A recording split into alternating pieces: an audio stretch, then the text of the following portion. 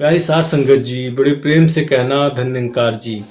प्यारी साथ संगत जी, जैसा कि आप सबने अभी थैम्बल में देखा होगा कि इंसान कैसे बने या इंसान कौन है। तो प्यारी साथ संगत जी, क्या जन्म ले लेना ही काफी है कि इंसान हो गए?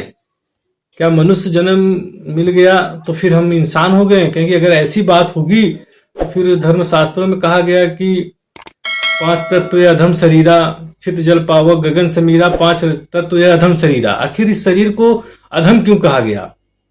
अगर इंसान जन्म लेने से ही इंसान हो जाता तो फिर इस बात को तुलसीदास जी को कहने की जरूरत ही क्यों पड़ती कि भाई ये पांच तत्व से रचित ये शरीर जो है इसको अधम कहा गया। इसकी जो है इतनी उपमा दी जाती है। फिर एक जगह ये भी कहा गया शरीर जो है बहुत ही पवित्र है, बहुत ही सुखद है, क्योंकि हकीकत में यह है कि इसे सूर्य मुनि दुर्लभ, सबके लिए दुर्लभ कहा गया। दो बातें दो जगह क्यों कहा गया? क्योंकि हकीकत यही है कि जन्म ले लेने से कोई इंसान नहीं बनता। जब तक उसके अंदर इंसानियत नहीं आती, जब तक उसके अंदर परमात्मा का दीदार नहीं किया होता है, तब तक वह एक पशु के समान ही है। क्योंकि एक इंसानियत तब तक जीवन में प्रवेश नहीं करेगी जब तक कि उसको किसी समय के सदगुरु का दर्शन न हो जाए। जब तक किसी समय के सदगुरु का मेल नहीं होता तब तक इंसान के अंदर इंसानियत आ ही नहीं सकती, क्योंकि वह अनमने ढंग से ही सब कुछ करता है। किसी के साथ मिलना होता है तो उसका जो है उस प्रकार से प्रेम नहीं है। इसलिए जब तक इंसान में ये सारे गुण नहीं आएंगे तब तक उसका जन्म लेना सार्थक नहीं, तब तक वो इंसान कहने योग्य नहीं। क्योंकि अगर इंसान है तो उसके अंदर इंसानियत के गुण भी होने चाहिए। इंसानियत की वो गुण जो इसमें करुणा हो, दया हो, प्रेम हो, मिलवर्तन हो, शांति हो, सहनशीलता हो। अगर ये सारे गुण नहीं है तो फिर वो इंसान कहने योग्य नहीं। क्योंकि अगर इंसान के गुण भी पशु के जैसे ही मिल रहे हैं तो फिर वो इंसान किस प्रकार से हो सकता है? वो इंसान कैसे बन सकता है? पशु भी बच्चा पैदा करता है, पशु भी काम करता है, पशु भी सारी क्रियाएं करता है। अगर इंसान भी यही क्रियाएं कर रहा है कि वो संसार में जन्म ले लिया, चलो घर बनवा लें, कि चलो ये कर लें, चलो वो कर लें, अनेक प्रकार की चीजों में ही लगा रहता है। एक पल भी परमात्मा का चिंतन नहीं, हरि का एक पल भी यश जस नहीं कर रहा, इस ईश्वर के विषय में जानने की इच्छा नहीं है, तो वह इंसान नहीं है। वह इंसान सिर्फ देखने के लिए है। वो दिखाई तो दे रहा है कि इंसान है, परंतु वो इंसान नहीं है। क्योंकि उसका जो रूप और स्वरूप है वो इंसान जैसा है, पर उसके मन इंसान वाले नहीं, उसके भाव इंसान वाले नहीं, उसके विचार इंसान वाले नहीं। वो जब भी सोचता है तो लोगों के विषय में अपने लाभ को पहले आगे रखता है। वो देखता है कि मेरा लाभ कैसे हो जाए। जब ये पहलू है तो फिर वो इंसानियत वाले गुण कहीं न कहीं जीवन में नहीं आ पाते। और सदगुरु जब जीवन में प्रवेश होता है तब फिर ये जीवन स्वर्ग बनने लगता है। फिर ये इंसान वास्तविक इंसानियत की तरफ बढ़ने लगता है।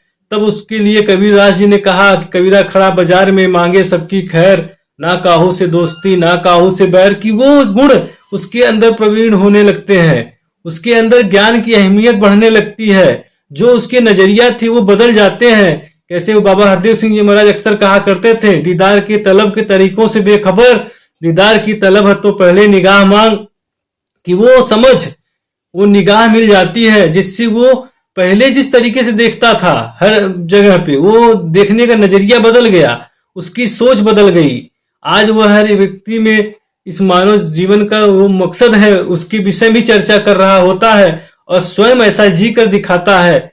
चाहे इतिहास उठा के देखा जाए, जो भी संत महात्मा हुए, चाहे हमारे मिशन की ही बात कर लिया जाए तो बाबा हरदेव सिंह जी महाराज का वो जीवन, समय के मालिक सदगुरु का वो जीवन, कि बाबा गुरबचन सिंह जी महाराज को जिन्होंने गोली मारी थी उसको भी बाबा जी ने, जब कोर्ट ने साबित किया तो बाबा जी ने उसको भी सहज में ही स्वीकार लिया और माफ कर दिया।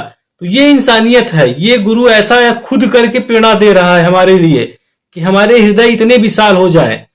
वो फिर जीवन में वो पल, वो जीवन में वो मूवमेंट घटने शुरू होते हैं जो सदगुरु के अकॉर्डिंग होता है, तो फिर वो जीवन सुखद हो जाता है, वो जीवन शांति का विषय बनता है।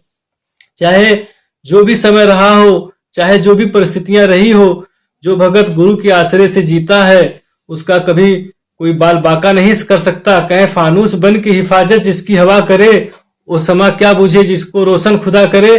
कि जो हवा का गुण ही है कि वो आग को बुझा देता है, वो रोशनी को बंद कर देता है। दिया जल रहा हो, आंधी आ जाए तो दिया कैसे जल सकता है।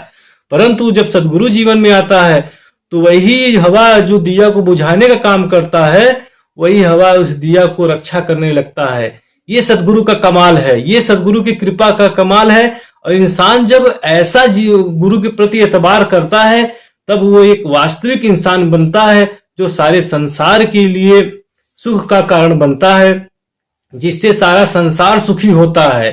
ये वही इंसान जो एक मानव था, वो महामानव बन जाता है, और वो सारे संसार के लिए सुख का कारण बनता है। सारा संसार उस इंसान से आनंद लेता है, उस इंसान के सुख का कारण होता है। जैसे आप देखेंगे इतिहास में गिने चुने लोग ही वो महामानव बने। चाहे समय के सदगुरु की बात कर लिया जाए, चाहे जो आज हमारे समय में जो महामानव हैं, ऐसे संतों की बात कर ली जाए, तो ऐसे लोगों का जब हम जीवन पढ़ते हैं, जब इनके जीवन को देखते हैं, तो हमारे अंदर भी गुरु कृपा से वो प्रेरणा पैदा होती है। जो गुरु ने समझ दिया है, जो गुरु की निगाह से देखता है, वो वास्तविक इंसान है। तो इस पहलू पे और ज्यादा न करते हुए, क्योंकि ये बहुत ही विशाल है, इसकी चर्चा कहें हरि अनंत हरि कथा अनंता, यह परमात्मा अनंत है, इसकी चर्चा जितना भी किया जाए उतना ही कम है। तो प्यारे साथ संगत जी, अगर ये वीडियो आपको अच्छा लगे तो चैनल को लाइक, सब्सक्राइब और शेयर करें। प्यार से कहना, धन निरंकार जी।